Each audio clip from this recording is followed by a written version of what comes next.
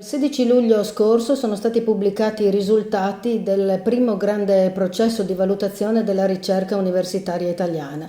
Ne parliamo con il professor Michele Morgante, ordinario di genetica dell'Università di Udine, nonché delegato alla ricerca e prorettore dell'Ateneo.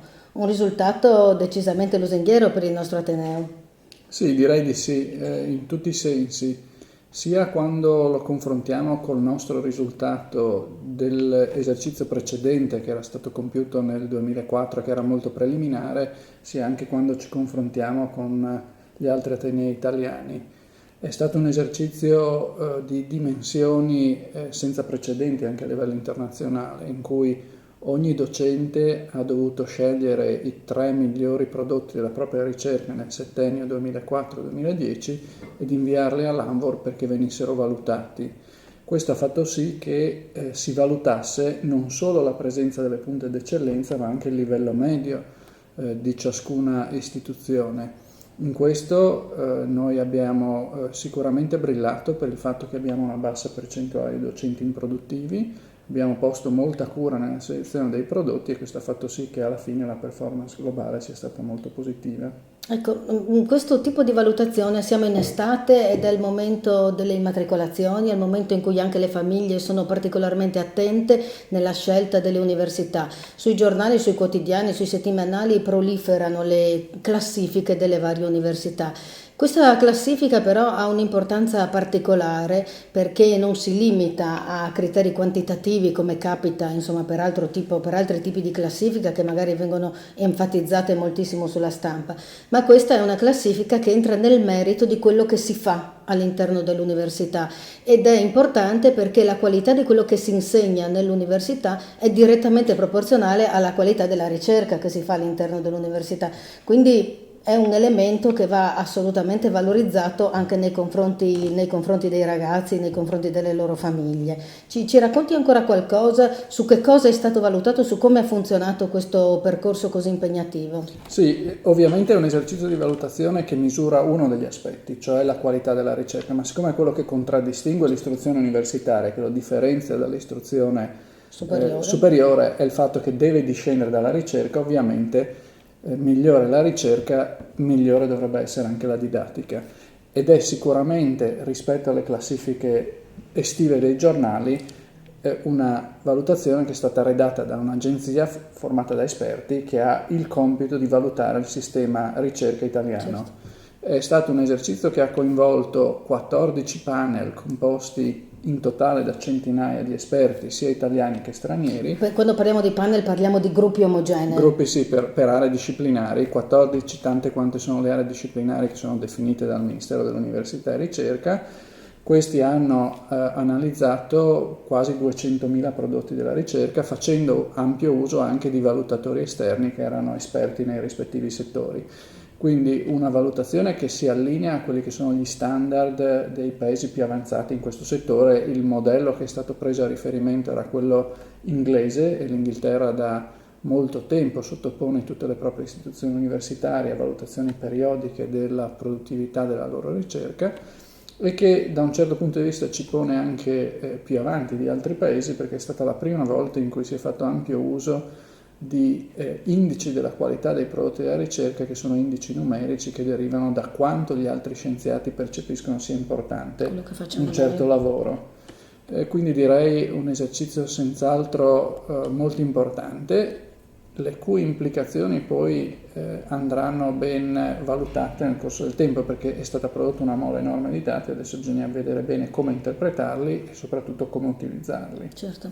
Per uno studente è importante sapere che il luogo in cui studia è un luogo in cui si produce una ricerca che dal punto di vista internazionale è valutata come ricerca di alto profilo, perché questo noi siamo abituati a ragionare in termini di valore legale del titolo di studio e laurearsi in un posto piuttosto che in un altro pare che valga lo stesso, però quando ci si misura nel mondo esterno, lei ha avuto esperienze di lavoro anche all'estero, questo non è vero in termini assoluti, perché sapere che uno si è laureato in un posto dove la ricerca pesa in un certo modo è un valore aggiunto sicuramente importante. Come funziona all'estero? All'estero il valore legale per lo più non esiste, quindi restando anche la stessa Regno Unito che è stata presa a riferimento, laurearsi a Oxford o a Cambridge ha un valore completamente diverso rispetto a laurearsi in un'università meno con una reputazione inferiore. Credo che da noi un po' alla volta andrà fermandosi questo processo. Da noi aleggia questo spettro che molti invocano del fatto che si voglia mutuare un sistema simile a quello americano in cui ci saranno poche istituzioni che potranno fare didattica e ricerca, le cosiddette università di ricerca, ed altre che si limiteranno a fare didattica, che saranno quindi solo università di insegnamento. Io non penso che ci sia la volontà di arrivare a questo. Sicuramente quello a cui questo esercizio potrà servire è indurre ciascuna università a concentrarsi su aree specifiche, che sono quelle in cui eccelle nella ricerca, in cui meglio coniuga ricerca e insegnamento. Da questo punto di vista questo esercizio dà uno spaccato quasi impietoso e quindi ad ogni università è in grado di dire voi siete bravi qua, bravi là e meno bravi da altre parti, quindi adesso decidete voi come volete usare questa informazione se volete crescere come istituzione. Anche su questo il nostro Ateneo si è già impegnato, perché abbiamo già dei percorsi di studio interateneo con l'Università di Trieste, oltre ad avere anche dei percorsi di studio internazionali, e anche questo è un valore aggiunto che offriamo al nostro territorio e ai nostri studenti. Siamo in un momento di chiusura del mandato del rettore e della rettrice Compagno. È stato presentato 2 giorni fa il bilancio, per la prima volta un bilancio certificato da parte di un grande ateneo generalista come il nostro Ateneo.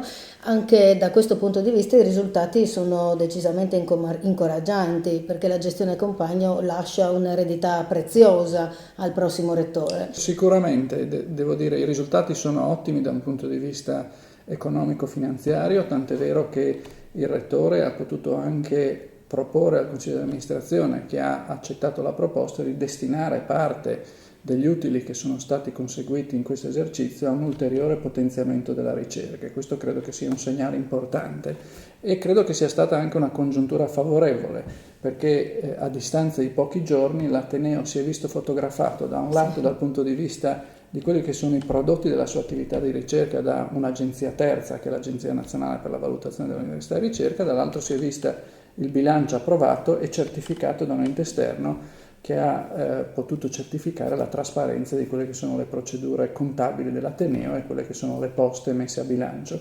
Quindi credo che in questo senso si lasci un Ateneo che è in ottime condizioni e che lo stimolo debba e non possa essere altro che migliorare ulteriormente. Certo, diciamo che con questo tipo di conclusione non possiamo che augurare buona immatricolazione a tutti i futuri studenti e buono studio nel nostro Ateneo, sapendo che ci sono molte persone che si stanno impegnando perché questo studio sia non soltanto produttivo e proficuo, ma sia anche valutato a livello internazionale come uno studio di eccellenza. Grazie al professor Michele Morgante per il tempo che ci ha dedicato. Grazie.